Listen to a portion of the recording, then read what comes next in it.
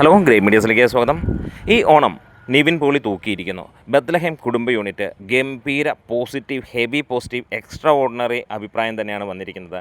ആദ്യ പകുതി feel good എന്ന് പറഞ്ഞെങ്കിൽ സെക്കൻഡ് ഹാഫ് കത്തിച്ചിരിക്കുന്നു എന്നുള്ളതാണ്. ടോട്ടലി സിനിമ ഒരു ഗംഭീര സംഭവം. ഇതിന് പ്രത്യേകിച്ച് ഫാൻഷിപ്പോ അല്ലെങ്കിൽ ഫാൻസ് വേണമെന്നോ അല്ലെങ്കിൽ ഇന്ന ആളുകൾക്ക് ഇന്ന പ്രായം എന്നോ അങ്ങനെയൊന്നുമില്ല. എല്ലാവർക്കും കുടുംബം എന്നോ അങ്ങനെയൊന്നും ഒരു കാര്യമില്ല. എല്ലാവർക്കും കയറി കണ്ട് 2.5 മണിക്കൂർ ഗംഭീരമായി തകർത്തടിക്കാനുള്ള, എൻജോയ് ചെയ്യാനുള്ള ഒരു സിനിമ എന്ന് തന്നെ പറയാം. ഒരു ഫീൽ ഗുഡ് സിനിമയാണെന്ന് നമുക്കറിയാം.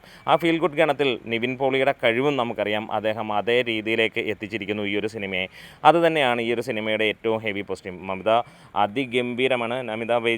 മമിത ബൈജു അതിഗംഭീരമായിട്ടുള്ള പെർഫോമൻസ് നമുക്കറിയാം. ഓരോ ദിവസങ്ങളിലും അത് മുന്നോട്ട് പോകുന്നു. ഫസ്റ്റ് ഹാഫിലും അവരെ തന്നെയാണ് ഏറ്റവും കൂടുതൽ ഹൈലൈറ്റ് ചെയ്തതെങ്കിൽ മ്യൂസിക്കും എല്ലാം തന്നെ മനോഹരമായിരിക്കുന്നു. ഈ ഒരു ഓണക്കാലം നമുക്ക് അടിച്ചു പൊളിക്കാൻ കഴിയുന്ന, എല്ലാം മറന്ന് ചെറിയ ചിരികളും നല്ല ചിരികളുമായിട്ട് സന്തോഷകരമായി കാണാൻ കഴിയുന്ന ഒരു നല്ല ചിത്രം, ഒരു കുടുംബചിത്രം എന്നല്ല, ഒരു നല്ല ചിത്രം എന്ന് തന്നെ പറയാം.